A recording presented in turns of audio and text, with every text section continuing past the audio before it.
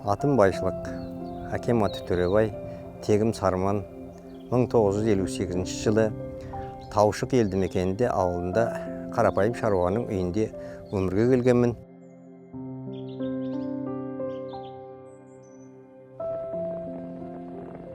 Бұрқыраған жусан иісі, топырақтың иісі, шөптің иісі бұл еске түсіретін, жастық шақты еске түсіретін тамаша адамның бір сезімге тартады өзіңгідей.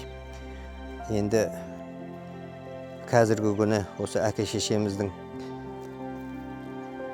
жасаған адал ісін, шаруалығын өзіміз тікелей айналысып, осыны жалғастырған дәстүр ретінде осы ауылымызға келіп, түйе, жылқы, лақтарымыздың ортасында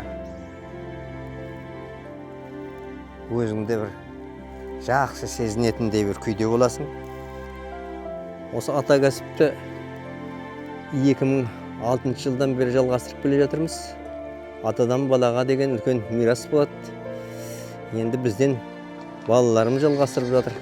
Соның өзі адамды қуандырады ғой енді. Осы малдың жағдайын білу, оның жай күйін түсіну, малдың тілін білу дейтіннің өзі үлкен өнер. Бұл енді біздің қазақтың ата бабасынан қалған өзіндік бір ерекшелігі.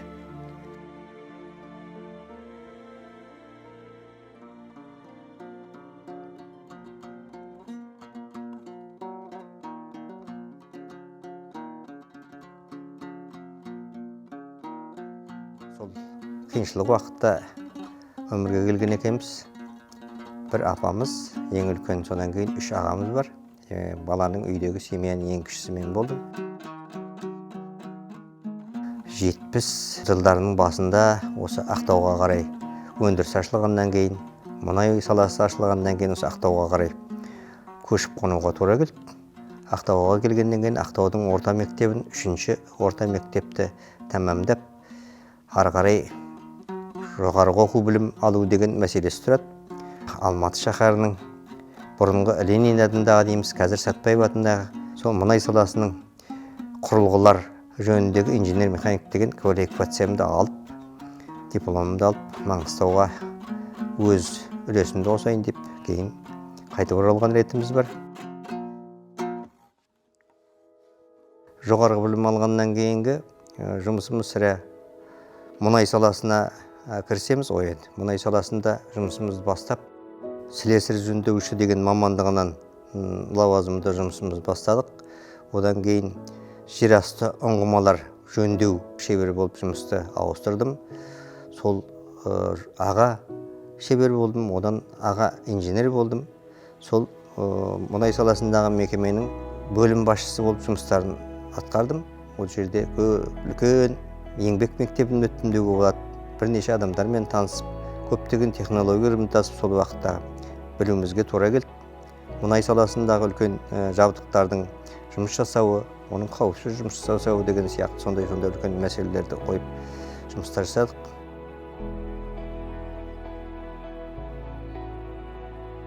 Қызмет жасау барысында бірнеше марапаттар алдық. Ол марапатты бір-екеуін ғана тоқтала кетейін. Бұл жерде Қазақстан Республикасының төтенше жағдайлар министрлігінің берген медалі бар. Төтенше жағдайлардың алдын алуда және жоюда үздік шыққан үшін дейтін Қазақстан Республикасының мемлекеттік қызмет істері және сыбайлас жемқорлыққа қарсы іс-қимыл агенттігінің берген медальдары бар. Құқық тәртібіне қамтамасыз етуге қосқан үлесі үшін деген. Бұның ішінде Қазақстан Республикасының тәуелсіздігіне 25 жылдық, мұнайдың 100 жылдығына деген сияқты бірнеше мейрамдық марапаттар бар. Бұл алдыңызда осы жерде көріп тұр енді.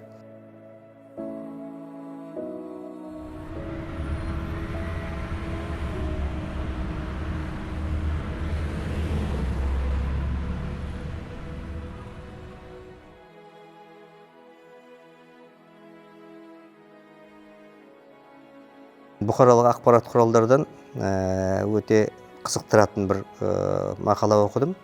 Ол мақала осы неміс инвестор компаниясы болып отырған Свевинт компаниясының осы Маңғыстауға келіп жаңа жоба бастайтын мақаласы болып шықты. Соны оқығаннан кейін бұл не қылған жоба деген бір ойларға қалдым, қызығушылықтар пайда болды. Осы туралы бір ақсақалдармен, үлкен ауылдың құрметті азаматтарымен бір жерде отырған уақытымызда мен осындай мақала оқыдым. Өте бір қызық екен деп әңгіме қылған уақытымда ол кісілердің ортасында сенбестік туындады. Сенбестікті ары қарай көбейтпес үшін осы компанияның адамдарымен, басшылығымен кездесу ұйымдастыруға сұрандым. Енді сұранғаннан кейін бұл кездесу бірнеше рет болды.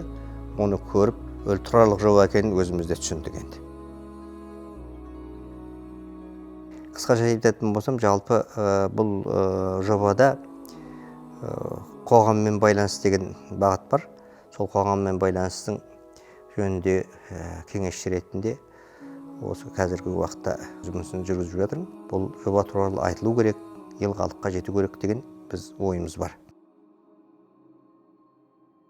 Бұл компанияның, неміс компаниясының жақсы алған бағытының бірі бұл мамандық дайындау, алдын ала.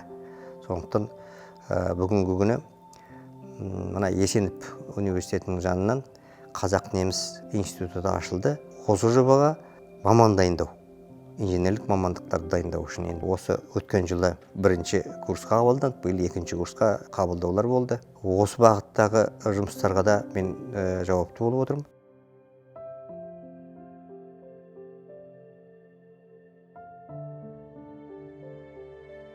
Сырт көзге Маңғыстау жерінде өзен, көл, орман, жасыл алқаптар болмағанменен жаратушы тарапынан басқа да несібелерді бұйыртқан. Мысалға жермен күнді атап айтуымызға болады. Бұрын мұнай өнеркәсібі еліміздің бүгінгідей жетістіктерге жеткізген болса, қазір өзі кезек келелі үлгістерге индустриялық төңкерістің куәсі болуына қалап тұрғандай өзі. Бұл бағыт өзі келер ұрпақ үшін де жаңа өркендеу, жарқын болашақ екені айқын. Қазіргі әлемдік тәжірибеге сүйенетін болсақ, осындай ірі жобалардың айналасында бірнеше үлкен компаниялар ашылып, сол аймақтың әлеуетін көтеруге атсалысады.